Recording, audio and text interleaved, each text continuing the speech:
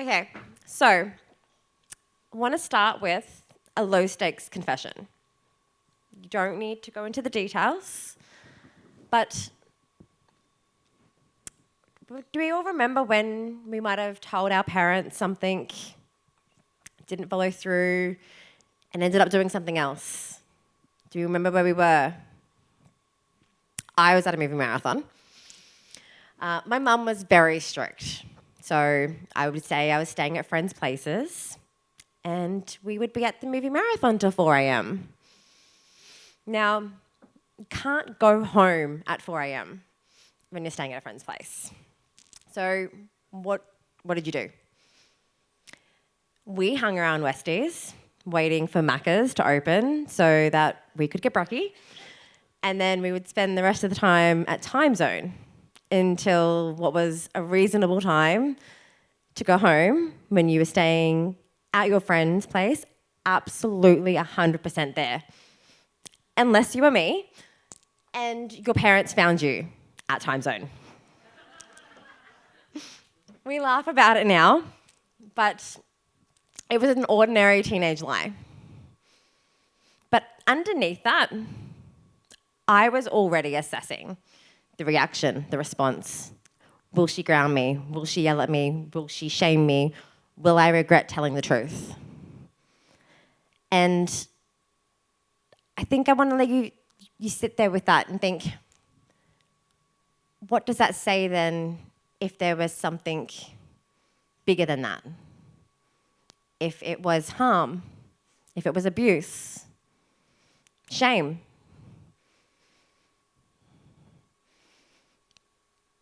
What do we teach children to say when they need to come to us? When I was in high school, we were given a book. It was a story about Anna Wood. She was a 15-year-old girl in high school, and she was saying to her parents that she was staying at a friend's place. They ended up in inner Sydney at a warehouse rave. Her and her friends had taken some ecstasy. She started to get quite sick. By the next morning, she was convulsing, and that's when her friends decided to contact her parents. But even then, they didn't give them the full truth. Anna's parents had to make the decision that no parent should have to make. They had to turn off her life support. She was brain dead. Now, the drugs mattered. Of course they did. But at 16, when I read that, what stayed with me was the silence, the delay, the fact that telling the truth felt more dangerous. Now, I come to this as a mother, as a child sexual abuse survivor, and someone who works in law, justice, and child safety. And it always just brings me back to the same conclusion. I think we spend far too much time looking at and asking, why didn't they speak?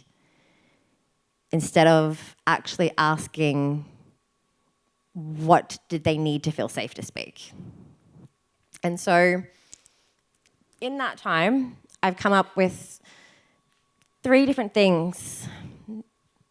And it's not government jargon, not frameworks. It's just 3 different things that we can look at that might actually make a difference when a child needs you. The nervous system speaks first. Response determines risk. And shame never belongs to the harmed. So, as adults, we have nervous systems. When we speak, it'll show. Whether we clench our fists, whether we are biting our fingernails. And as children, their nervous system will show you if they freeze or if they go quiet. When I was a child, my mother used to make me hug adults. I think we all know that drill. Go on, give him a cuddle. It was about a form of respect. Except I was also being forced to hug the person who had abused me. My body tried to show it because I didn't have the language. I would freeze, I'd try to hide behind someone, I would pull away, except it wasn't read as that. It was read as attitude. I was being rude, I was being spoilt.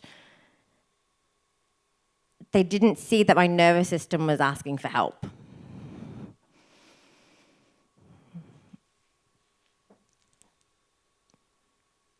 We can't keep teaching children body autonomy and telling them it's your body, but then forcing children to hug adults to keep them comfortable.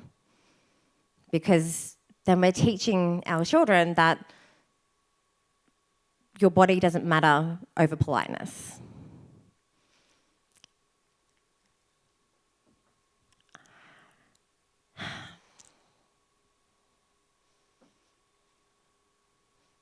Which brings me to response determines the risk.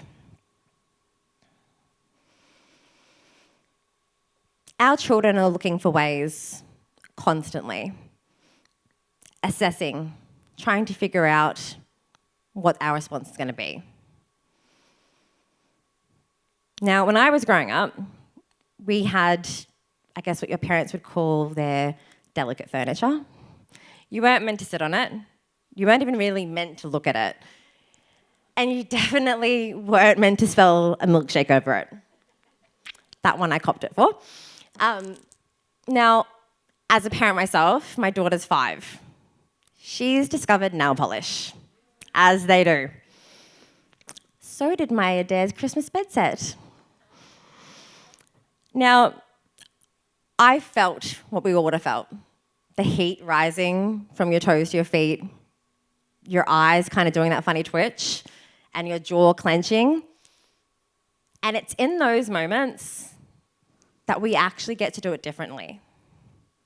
We get to choose how we're going to respond. We get to take a moment and show them because they're sitting there and they're testing because they're always looking for evidence about what happens next. So she's sitting there thinking, is she going to yell? Am I going to be in trouble? Do I regret telling her? Should I have hit it? Or does mummy go and take one of her breaths and then comes back and lets me know that it's okay? Because it's never about the nail polish. It's rehearsal. They're practicing.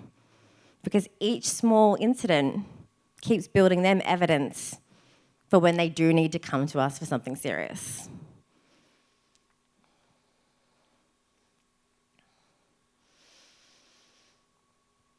Which brings me to shame never belongs to the harmed.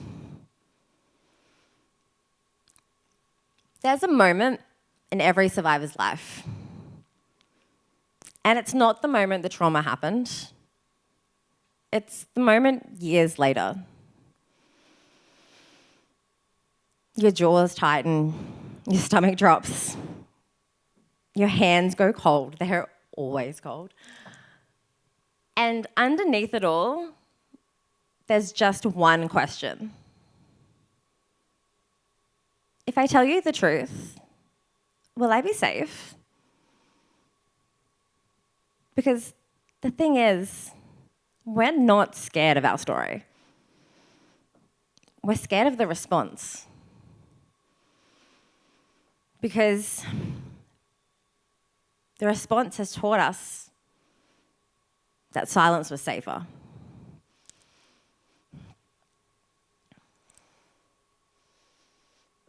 Now, my daughter knows that safe doesn't mean perfect. I am a mother. I am overtired, I'm overrun, I'm at capacity. I'm overstimulated, and I can hear that sharp voice in my head. That would be my mother's voice.